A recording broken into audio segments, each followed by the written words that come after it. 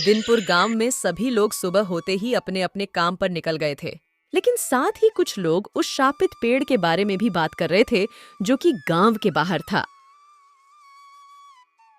हे भगवान, ये पेड़ तो दिन ब दिन लोगों को निगलता ही जा रहा है। क्या करे? कल से रामू काका मिल ही नहीं रहे।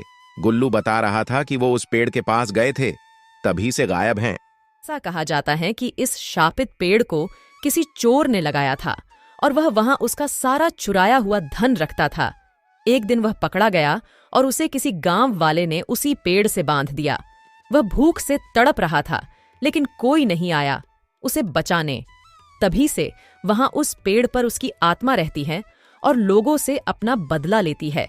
दिन में तो वो पेड़ आम पेड़ों की तरह ही दिखता है, लेकिन रात होते ही पेड़ अचानक से सोने की मोहरों से भर जाता है और आते जाते लोग इस पेड़ की तरफ खींचे चले आते हैं और गायब हो जाते हैं। अरे वाह, सोने की मोहरे वाला पेड़, मेरे तो भाग ही खुल गए। अब तो मैं पूरी दुनिया पर राज करूंगा। अरे अरे, ये क्या है? अरे अरे, आ बचाओ बचाओ, आ आ। गांव के कुछ लोग चौपाल पर इकट्ठा होकर बातें कर रहे थे। अरे भाइयों, हमारे गांव पर तो ये मुसीबत और ज्यादा ही बढ़ती जा रही है।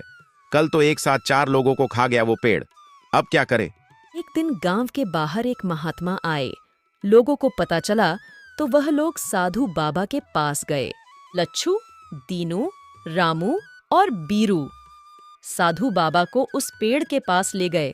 तब साधु बाबा बोले, अरे तुम लोग घबराओ मत, मैं आ गया हूं। अब मैं सब संभाल लूंगा और इस पेड़ का श्राप भी खत्म कर दूंगा। उस दिन रात को साधु बाबा उस पेड़ के पास गए। ऐसा क्या है इस पेड़ में जो सब इतना डर रहे हैं? लेकिन कुछ भी कहो, लोगों को बेवकूफ बनाना बहुत आसान है। अब मैं इसी पेड़ के बहाने लोगों से खूब रुपए ऐंठूंगा, बहुत मजा आ जाएगा। चोर मचाए शोर। अरे ये पेड़ तो सोने का पेड़ है, मेरे तो भाग ही खुल गए। मैं तो माला माल हो गया इससे। लोग डर रहे थे, कितने पागल हैं सब गांव वाले। अब तो ये सब मेरा है। ये क्या बला है? आ आ।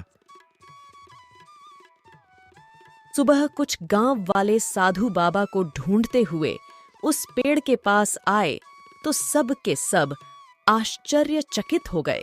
अरे ये सब क्या है बाबा? आपको क्या हुआ? और ये इतना सोना ये कहां से आया? क्या हुआ बाबा? मैं कोई बाबा नहीं हूं, मैं एक चोर हूं और यहां तुम सबको बेवकूफ बनाकर लूटने आया था।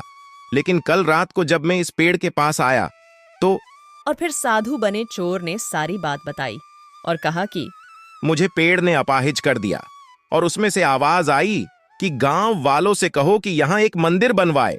मंदिर के लिए यह सारा धन इस पेड़ से ही आया है। मैं आप सबसे माफी मांगना चाहता हूं कि मैंने आप सबसे झूठ बोला। आप लोग मंदिर का काम चालू कीजिए, मैं आजीवन यही मंदिर में सेवा करूंगा। और लोगों ने साधु बाबा बने हुए चोर की बात मानकर मंदिर का काम चालू कर दिया। कुछ समय में मंदिर बनकर तैयार हो गया।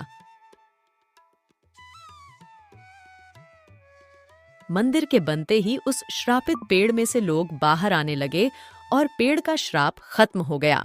मेरा बेटा तू वापस आ गया। हे भगवान, तेरा लाख लाख धन्यवाद। चोर के श्राप को चोर ने ही तोड़ा, जैसी करनी वैसी भरनी। तो बताइए दोस्तों, कैसी लगी आपको हमारी स्टोरी? ऐसी ही और स्टोरीज देखने के लिए हमारे चैनल कीनू स्टोरीज को लाइक एंड सब्सक्राइब कीजिए।